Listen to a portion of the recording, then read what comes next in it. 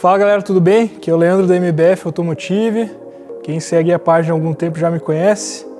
Eu sou fundador da MBF, que surgiu de um sonho. E nas adversidades, como essas que a gente está vivendo hoje, nada melhor do que a gente relembrar a nossa história, relembrar de onde a gente veio, relembrar dos nossos sonhos, conseguir chegar à conclusão de que o que a gente vive hoje é o sonho que a gente teve ontem. Acho que o legal é a gente começar do começo, né? Eu sou um apaixonado por carro desde criança, né? Nasci em 92, aos meus 2 anos aí, o Ayrton Senna veio a falecer, então infelizmente eu não aproveitei muito a fase dele, né? A fase boa da carreira dele, né?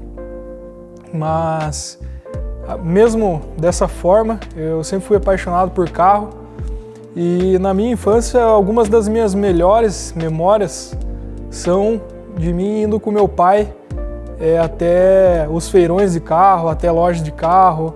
Eu lembro que meu pai era muito roleiro, ele teve vários carros enquanto era criança. Normalmente ele pegava um pior do que o outro, mas eu lembro muito bem de cada fase, assim, sabe? E um momento marcante mesmo da minha infância, em um desses feirões que a gente foi, eu me lembro bem, um momento em que eu me deparei pela primeira vez com o Escort XR3, cara. E era um MK3, primeiro modelo. Eu lembro muito bem, era vermelho. E eu lembro de olhar para aquelas rodas Mickey Mouse, né? Aquelas bolinhas assim. E eu achava muito legal aquele carro, cara, muito elegante. Eu lembro que naquela época eu já tinha o mesmo costume que eu tenho hoje, sabe? Dar várias voltas, né? Em volta do carro, digerindo ali cada detalhe, cada curva, cada coisa especial de cada carro, sabe? Cada característica única de cada carro. E eu lembro bem de eu olhar pro CBE, né? Os faróis de milha e de neblina, né? Que eles eram redondos e tudo, né? Que ele tinha os redondos em cima e o quadradinho embaixo. Lembro das rodas Mickey Mouse, também lembro dos spoilers do carro. Lembro também quando eu vi um GTI pela primeira vez, um Gol GTI, né? Lembro quando eu fui também num feirão e eu vi um Subaru pela primeira vez. Aquele também foi um carro bem marcante porque, sei lá, em 95, 96, não lembro exatamente que ano que era. Eu tinha uns 5, 6 anos, mas esse carro era totalmente diferente de tudo que tinha no mercado brasileiro, né? A gente ali tava com os carros carburados, hein? Tava com Gol, com Voyage, com Escort, com Monza e afins. E aí de repente eu vi aquele carro com aquela asa gigante assim, todo redondinho, bem diferente dos carros quadrados que a gente tinha na época, então isso também foi bem marcante, né? Avançando um pouco na linha do tempo, aí na minha adolescência, um belo dia lá, a gente mandou formatar um PCzão da Positiva lá que eu tinha na época, né? E tava bem lento e tudo mais, e aí o cara da assistência técnica falou assim, cara, o que você quer instalar no seu computador aí? Que programa que você queria que eu instalasse? Eu falei, sempre ouvia falar de Photoshop aí na TV, né? Tinha uns 14 anos mais ou menos. Eu falei, cara, instala esse tal desse Photoshop aí. Eu sempre tive curiosidade, sempre desenhei desde criança, sempre gostei de trabalhar com edição, manipulação, sempre gostei da ideia de modificar as coisas, né? E assim, cara, quando eu comecei a mexer naquilo lá, cara, eu nunca mais parei, cara. A minha adolescência inteira, praticamente, ali, era dividida em escola, colégio, GTA e Photoshop. A chance, a oportunidade que eu tinha ali de deixar qualquer carro que eu quisesse do meu jeito, com a minha cara, com a roda que eu queria, né, sem precisar colocar dinheiro, até porque eu não tinha dinheiro nenhum, né? Então, cara, para mim foi algo assim maravilhoso. E ali eu peguei muita experiência, estudei muito, trabalhei muito no Photoshop, participei de algumas comunidades de tuning virtual, umas internacionais como a Altemo, por exemplo. Ali eu comecei a ter um certo reconhecimento, né? E inclusive um dos meus projetos acabou saindo na revista Quatro Rodas, né? Que tinha uma competição antigamente, não sei se ainda existe, de tuning virtual, e quem fizesse o melhor tuning virtual de um carro específico, né? Cada mês era cada edição era um carro diferente, tinha essa oportunidade de aparecer na revista. Então eu consegui sair na revista Quatro Rodas, foi uma conquista bem bacana, eu tenho essa revista até hoje. E ali, cara, eu criei, assim, alguns materiais muito bacanas, assim, com resultados que eu gostava muito, cara. Era realmente uma paixão trabalhar com aquilo ali, né? Infelizmente, a vida adulta uma hora tem que chegar, né? Sempre quis estudar design, né? Fazer uma faculdade de design gráfico ou design de produto. Na época eu não entendia muito, assim, os cursos, as diferenças de um design para o outro. Mas eu sabia que eu queria ser designer, cara. Isso era uma certeza, assim, na minha vida. Infelizmente eu não consegui, assim, nenhuma bolsa. Então, infelizmente, esse meu lado artístico não valia muita coisa para esse nosso sistema aí de avaliação, de ensino, etc. Meus pais também não tinham grana para pagar uma faculdade bacana para mim, então eu acabei, infelizmente, não fazendo faculdade naquele momento. Eu acabei fazendo um curso técnico de informática, comecei a trabalhar na área, mas nunca gostei, cara. Não era algo que me agradava, não era algo que... Primeiro que eu nem conseguia entender nada, cara. Tipo, para mim não fazia sentido nenhum. Mas eu consegui lá um estágio nessa área e fui trabalhando ali. Fiquei quase 2 anos, até que um amigo meu, ele trabalhava num estúdio de fotografia de casamentos, me convidou para trabalhar com ele.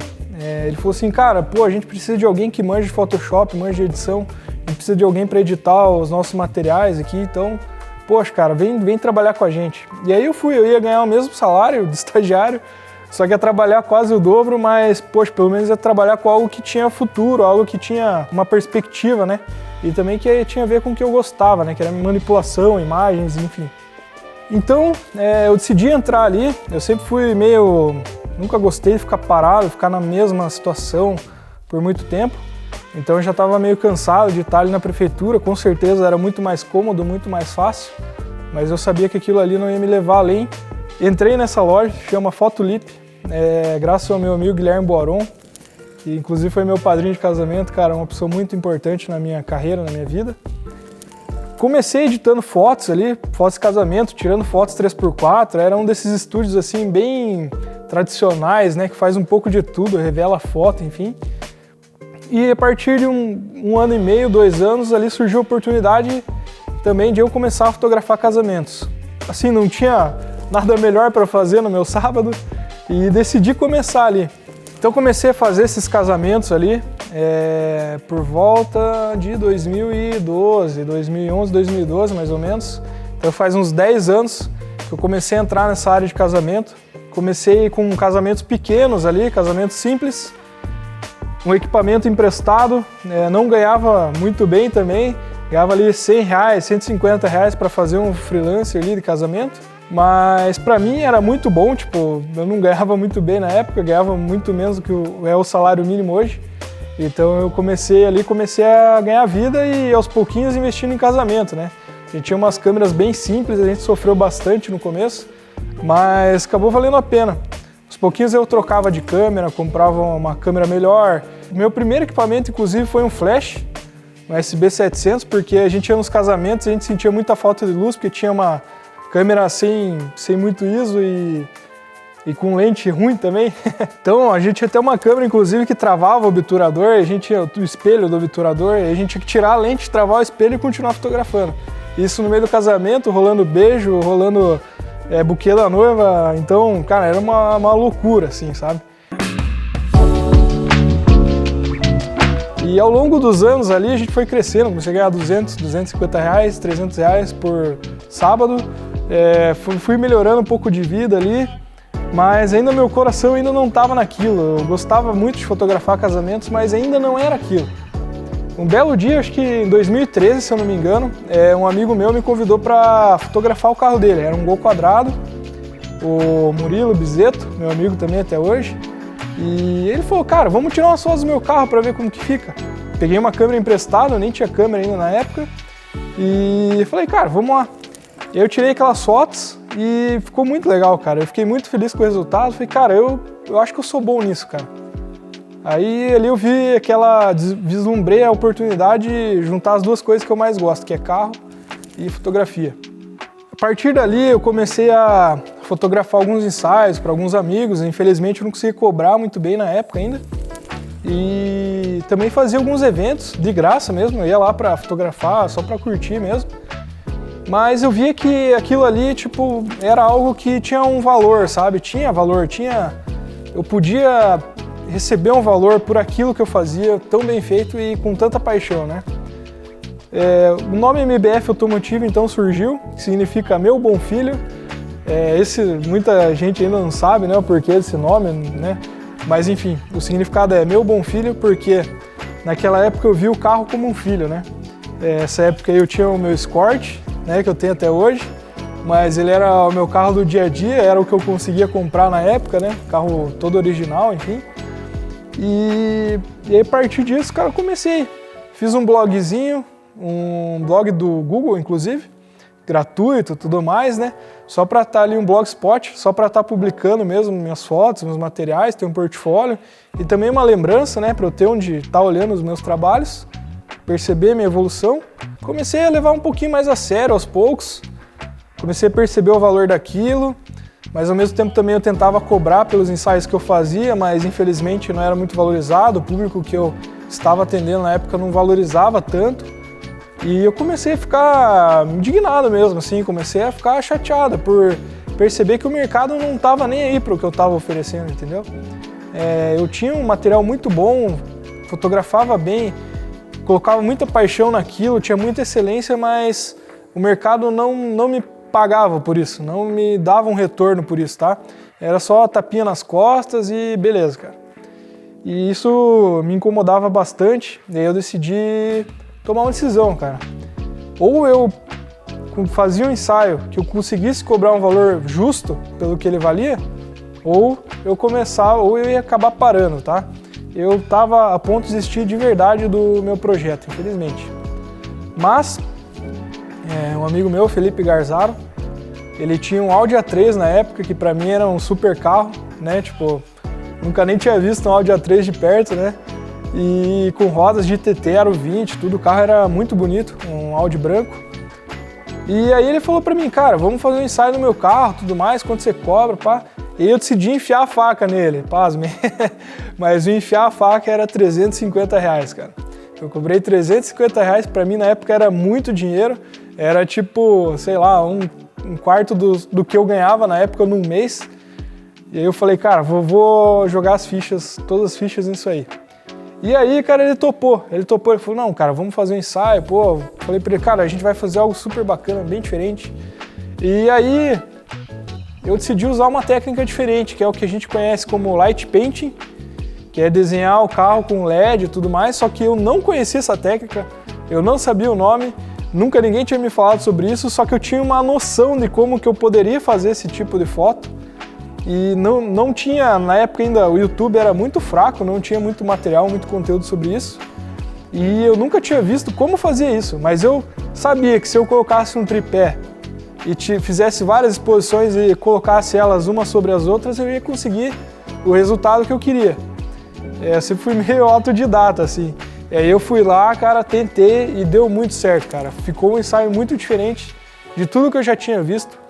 No Brasil mesmo, nível de Brasil, eu acho que tinham poucos fotógrafos assim, jovens como eu, que dominavam essa técnica, né? Isso, sei lá, 6 anos atrás, aproximadamente 6, 7 anos atrás. E, cara, gostei do resultado, fiquei muito feliz, fiquei feliz por ter ganhado esse dinheiro e decidi apostar na MBF. A partir disso eu comecei a estudar muita coisa sobre vendas, comecei a estudar sobre como que eu podia cobrar o meu serviço, como que eu poderia vender isso, como que eu convenceria os clientes a pagarem o que eu queria. E foi estudando sozinho por alguns anos ali, fui evoluindo com o tempo. Comecei a atender empresas, eu percebi que o B2B tinha um poder muito grande, porque para as empresas, o que você entrega para elas tem um valor realmente, aquilo vai gerar um valor para a empresa, enquanto que os ensaios, infelizmente, é só um luxo que os donos têm, de certa forma, né? Vamos pôr assim entre aspas, né? Não é uma prioridade, mas as empresas elas precisam ter, sim, um material de qualidade, um conteúdo de qualidade para estar colocando nas mídias sociais. E foi aí que eu entrei. Um 5 anos atrás, mais ou menos, eu só fotografava. E eu tinha um parceiro que fazia os vídeos para mim. Eu chamava ele quando precisava fazer algum vídeo, alguma coisa, passava 100% do valor do vídeo para ele, só para realmente eu estar fechando os clientes e fidelizando clientes, trazendo pessoas para dentro da MBF. A gente fez alguns vídeos, alguns materiais, né? Mas eu nem tinha muita noção sobre o que era vídeo. Eu sabia que era um investimento muito alto e que daria muito trabalho para aprender, porque é uma técnica muito mais avançada do que as fotos. Mas ao mesmo tempo também eu percebia que os clientes eles não tinham tanto interesse nas fotos, que as fotos infelizmente não agregavam tanto valor para a marca deles. Nesse momento eu tinha esse meu amigo, né, que me ajudava, mas eu percebi que eu precisava entrar nesse mercado do vídeo. Então em 2019, esse meu amigo e eu, a gente fez um material para uma marca e foi um valor muito mais alto do que o das fotos, né? Tipo, ele cobrou 5 vezes, ele ganhou 5 vezes o que eu ganhei num trabalho que eu fechei, entende? Então naquele momento, tipo, putz, caiu uma ficha, falei, cara, eu preciso começar a fazer os meus vídeos. Eu preciso aprender essa técnica, eu preciso investir em equipamento. Eu tinha juntado R$6.000 pro meu casamento, tinha acabado de pedir a minha esposa em casamento nessa época, e aí eu falei para ela, ó, eu sei que esse dinheiro eu reservei para o casamento, mas eu preciso muito investir em equipamento de vídeo, eu preciso começar a fazer vídeo, esse é o futuro, é isso que os meus clientes querem e eu preciso entrar nesse mercado. Eu peguei esse dinheiro, peguei mais um dinheiro emprestado de um amigo e mandei para os Estados Unidos para um amigo meu que na época nem era tão próximo assim, a gente nem tinha tanto contato, mas eu confiei, cara, porque era a única chance. Então eu juntei R$10.000, era a única chance de eu comprar um equipamento de vídeo bom, porque no Brasil era impossível comprar esse equipamento, infelizmente. E mandei esse equipamento para ele, começamos a comprar os equipamentos lá e ele mesmo pegou e comprou os equipamentos, mandou para casa dele, mas ele demorou para me mandar as fotos. Isso foi em novembro de 2019 e aí ele demorou para me mandar as fotos do equipamento. Eu chamava ele, perguntava, pô, o equipamento chegou? Ele falava, não, ainda não chegou. E ele não me mandava as fotos e essa história se desenrolou por uns 4 meses mais ou menos, 4, 5 meses, se eu não me engano. Aí eu tava muito tenso, cara, eu realmente achei que eu tinha perdido o meu investimento, ele em algum momento, sabe? Mas ainda tinha esperança que eu ia ver essa câmera, mas tava bem difícil de acreditar. No começo de 2020 começou a pandemia, começou a pipocar ali os casos de Covid pelo mundo, enfim, na China, tudo mais, né? Começou a se falar desse vírus e eu ainda não tinha visto a câmera, cara. O mais louco de tudo é que no último dia, antes de fechar as fronteiras do Brasil, né, para os voos dos Estados Unidos, no último dia, a mãe desse rapaz voltou com o meu equipamento para o Brasil. Então, no último dia, antes de fechar tudo, eu consegui pegar meu equipamento. Eu tava com muito medo porque eu não sabia como que ia ser o mercado audiovisual nessa época, como que ia ser com as fotos e com os vídeos, se ia dar certo, se não ia dar certo, se eu ia perder meu investimento, se eu ia ganhar alguma coisa. Mas eu tenho que falar que Deus foi muito bom comigo, cara. Deus foi muito bom comigo. A partir do momento que chegou o equipamento, mesmo no meio da pandemia, começou a pipocar vários serviços. Nosso primeiro cliente na época foi CWB Detail. A gente começou a fazer vídeos mensais para eles ali, uns 2, 3 vídeos por mês. Nessa época eu alugava o gimbal e aí eu falei para minha esposa, vou ter que comprar um gimbal também. Aí comprei um gimbal parcelado, que se pagou sozinho e as coisas simplesmente foram acontecendo. Nessa época, a minha principal fonte de renda eram os casamentos ainda. E a MBF ainda era algo secundário, assim, né? Porque eu ainda fazia praticamente só fotos, então não era algo muito lucrativo para mim na época. Ainda não era exatamente uma empresa. Mas a partir do momento que a gente conseguiu esse equipamento de vídeo, Deus começou a abrir as portas, cara. Foi incrível, assim. Foi realmente um milagre que aconteceu na minha vida, na história da MBF. Mais ou menos nessa época eu contratei o João, que está aqui com a gente gravando. E eu lembro muito bem que eu falei pra ele, cara, seguinte, hoje eu posso te pagar R$400, cara, se você quiser ser meu estagiário, é esse dinheiro que eu tenho pra te dar, cara, mas se você vier comigo, as coisas vão dar certo, cara, pode confiar em mim. E ele começou lá ganhando R$400 por mês como estagiário, também trabalhava 4 horas por dia, vida boa.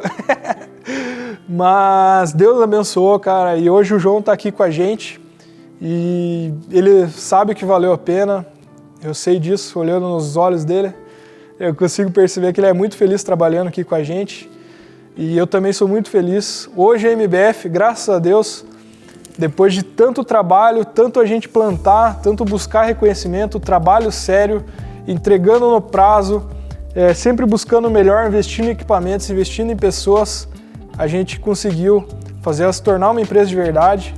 Hoje eu consegui já largar os casamentos e investir só na MBF, na parte automotiva, que é a minha maior paixão. Inclusive a gente abriu uma outra produtora para outros mercados, mas isso é para outro momento. Era só isso que eu queria contar para vocês, contar nossa história. A gente começou lá de baixo, começou simples, mas graças a Deus e graças a muito trabalho, muita dedicação, a gente conseguiu hoje chegar ao ponto de viver o que a gente só sonhava 10 anos atrás. Então muito obrigado a você que segue a gente, muito obrigado a você que está assistindo esse vídeo, muito obrigado por estar ao nosso lado por tanto tempo. São quase 10 anos de MBF, quase 10 anos na estrada e a gente é muito feliz com o que a gente faz e é muito feliz por ter vocês aí que acompanham a gente no dia a dia, tá bom? Muito obrigado, Deus abençoe aí todo mundo, tamo junto.